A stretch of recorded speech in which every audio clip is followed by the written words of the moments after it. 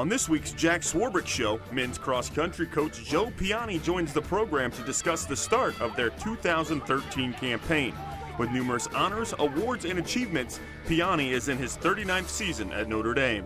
I'm here with Joe Piane, and Joe, they gave me a sheet, background information, so I can be semi-prepared for these interviews, which is about as close as I get, of course. And it had something on it that really struck me, and that is you now have the second longest tenure of any Fighting Irish coach in history, next to right behind Jay Klein. That's pretty remarkable. Oh, it's been a great run, no pun intended. It's a wonderful place to work, and we have great kids to work with. Yeah, we do. You and I were just talking before we began this interview about the energy each season brings because the kids return to campus, and you're experiencing that now. Well, you get all these new kids that are just wide-eyed and they're just excited to be here. And even the older kids, the kids that are seniors, or in some cases fifth-year kids, are really excited because they see the prospects of a wonderful year and an exciting year. You know, when our fans think in terms of sort of large programs, they of course think of football. You have a very large program. You have the largest program in terms of the span of time, the number of events. It's cross country, it's the field events, it's the sprints, it's the distance running and track and field. What's the management challenge of all of that? Patience. You really have to know how to make sure that you don't get too high or too low, and you have to make sure that the kids are not work too hard, but yet they can be able to perform in August and to the middle of June. Yeah. 38 campaigns now at Notre Dame. How has your approach to coaching changed over that time? I've probably become a little bit more lenient.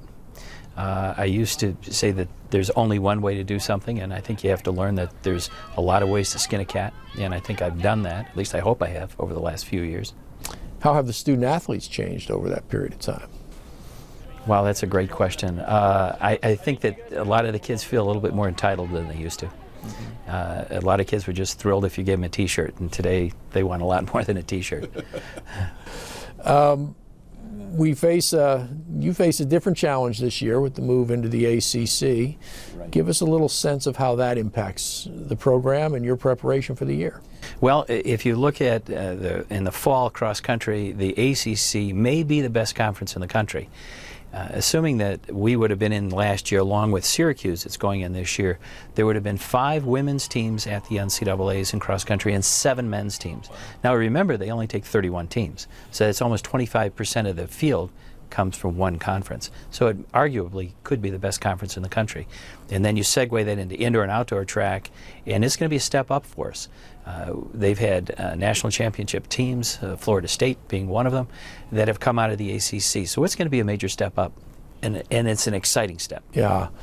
You know, beyond the sort of natural energy that comes with facing a challenge like that, is there anything about the approach that changes because of travel or otherwise? No, for travel isn't really too major for us because we only have an obligation for a cross-country meet, an indoor meet, and an outdoor meet. It might be a little bit different for basketball or baseball, what have you, but we just have that one obligation. Okay. As we head into the cross-country season in earnest, take us through both teams and Sure. Highlight a couple of the kids for us. Well, we will start off in a week at Valparaiso, a very small, low-key meet. Then we come to the National Catholic meet, which is at Notre Dame. I think this is the 35th year we've had the National Catholic. And then the season really gets going with the Notre Dame Invitational. And we have 11 nationally ranked teams that are coming in. After that, then we move on to Wisconsin, and where there's going to be at least 20 nationally ranked teams. And then the ACC meet, which will be this year at Wake Forest, and then the region meet, and then the nationals. And so it doesn't sound like a lot of meets, but it's a very intense season. The women should be very good, led by Alexa Aragon and Kelly Curran. Those are our captains. And then on the men's side, be led by Jeremy Ray and J.P. Millette. You mentioned the 2 meets we'll be hosting. Mm-hmm. Great meets, a lot of teams. One of the things that sort of gets lost in that as we think about the competitive side of this has sort of a big impact on the community. It's a lot of hotel rooms, it's a lot of meals, it brings a real energy. You know when those teams are coming in for these meets. Well, you just go to the bookstore. The place is just flooded with kids from all universities across the country. But it does bring in a lot to the community. There's no doubt about that. I think for the Notre Dame Invitational, we'll have 800 or 900 kids. Just think of how many room nights that is and how many meals. So it is a major impact to the to the community. Yeah, it really is. And as I say, it brings a real energy because they're all here a day or two early, running campus, and are all around, and it creates a great feel for everyone involved. You've been at this a while. You've got great teams this year, but I would think one of the things that you have at this point is a pretty remarkable network of former student athletes who, with whom you stay in touch and who care about the program. Tell us a little about that. I've always said the great thing about my job is I can go anywhere in the country and get sick because one of my former athletes is a doctor in that community. But there's kids from coast to coast and around the world that are Notre Dame graduates, and that's really exciting. And they're not just lawyers and doctors. There's kids that are teaching and in all walks of life. And it's exciting to see how well they do. How do you stay connected to them? The Facebook, which I'm just learning. And you'd be surprised how many of them call in, and they'll stop in for a track meet or a cross-country meet or a football game. So we stay connected in many, many different ways. Oh, that's great. As we mentioned, it's a big program, a lot of moving parts. That takes a talented staff and a deep staff. Tell us a little bit about the coaches that help you succeed. Well, I'm very fortunate. I have Tim Conley, who's been with me, I think, 25 years. And then I have Alan Turner, who is our associate head coach, who's a terrific sprint coach. We have Adam Beltran, who's done a wonderful job with our throws, and then you have Jim Garnham, who's been working with our jumpers, and then Sean Carlson has done a great job with our recruiting, and he's helping us with the middle distance men. And then we have a young lady by the name of Molly Jurgensen, who's our director of operations, and she's terrific. Oh, that's great. Yeah. What is the squad size for you? How many student athletes?